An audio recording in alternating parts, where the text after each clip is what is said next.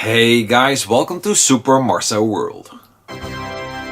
Welcome to this retro review for the horror classic The Texas Chainsaw Massacre from 1974, directed by the late great Tobe Hooper. The story: a group of teenagers encounter a psychotic, cannibalistic family of butchers. Oh yeah, what I like: the kills. Now the kills in this film are brutal. Whether they're hooked, slammed or worked over by a chainsaw, they're all brutal. And what's crazy is, and that's exactly what makes it so effective, is that the gore is not on screen. Leatherface gets someone with a saw and he just tears him into pieces, but you don't see it. Leatherface grabs one of the girls and throws her on this meat hook. Yet you don't see the hook going in and you don't see any gory, bloody... You don't see any of it. And that's exactly where the film's power lies. What you don't see is scarier, or in this case gorier or more brutal, than what you do see. Brutality. Now, take Franklin, the guy in the wheelchair. He's irritating from the get-go. He is one of those characters that you want to see die in the most horrific, brutal way. And luckily for us, that's exactly what happens. Leatherface just goes to town on that one. And once again, you don't see it. We see Franklin from behind, we see Leatherface going up and down with his saw, and you hear Franklin screaming, and then Sally runs away.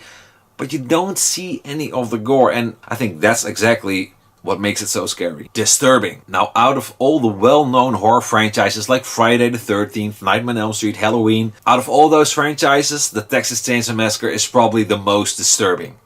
You know, these films have a certain unease to it. There's a lot of stuff that's really nasty, creepy and disturbing. For example, when they cut Sally's finger open and let the old zombie-like granddad suck on it.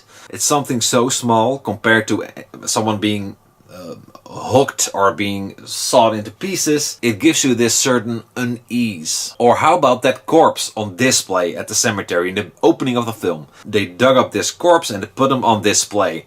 And just the way it's sitting there and the way it looks, and just the camera slowly zooming out, really nasty. What I don't like: duration. My only problem with this film is its duration. It's a little short. I feel like the final act of the film could have been stronger with a little bit more meat to it. Most magical moment. For me, it's gotta be the first kill, and I think a lot of people will agree with it, because it's just nasty and disturbing, and like I said, it's brutal while it's also very simple. I'm sure everybody knows this scene. It's where Kirk walks into the house and he trips over this wooden plate, and just when he trips, Leatherface appears out of nothing with that hammer or meat grinder or whatever frick it is, and he just bam, he just slams him on the head, and Kirk falls down to the floor and he just starts shaking and shivering like that. And oh, that's something that really gives me goosebumps. And then Leatherface just hits him a couple of times more, and you see the body shake with every single hit. Yeah, it's simple and so freaking effective, and there's no music in this at all. You just hear the banging of the hammer. Yep, that's really nasty. Did you know? PG. Tobe Hooper wanted to make a mild horror. That's why you hardly see, or just don't see, any of the gore. The hook goes into the body, the saw goes into the body, but you don't really see it. And that's what makes it so freaking brutal.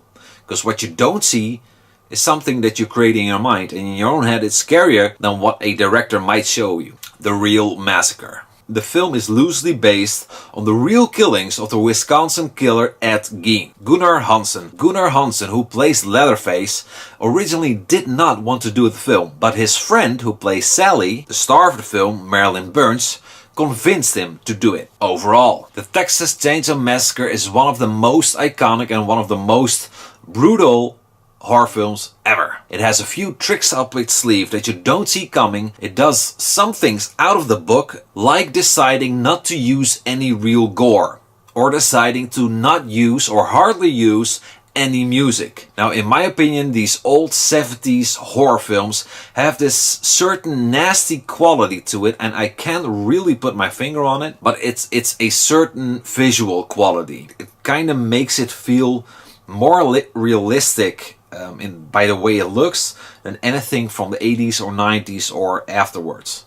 I think maybe it's the cameras they used in the 70s, but they have this certain realistic or uneasy feel to it. I'm not sure if you're getting what I'm trying to say, and like I said, I can't really explain it, but that's how I feel. And all these 70s films have it. Tobe Hooper's classic has a unique way of capturing moments of insanity and brutality. Star of the film Marilyn Burns, who plays Sally, probably screams more in this film than other scream queens might have done in their entire careers. It's insane. Now, all of these elements combined makes the Texas Chainsaw Massacre one of the most iconic and most brutal horror films ever. I give the Texas Chainsaw Massacre 4 out of 5 chainsaws.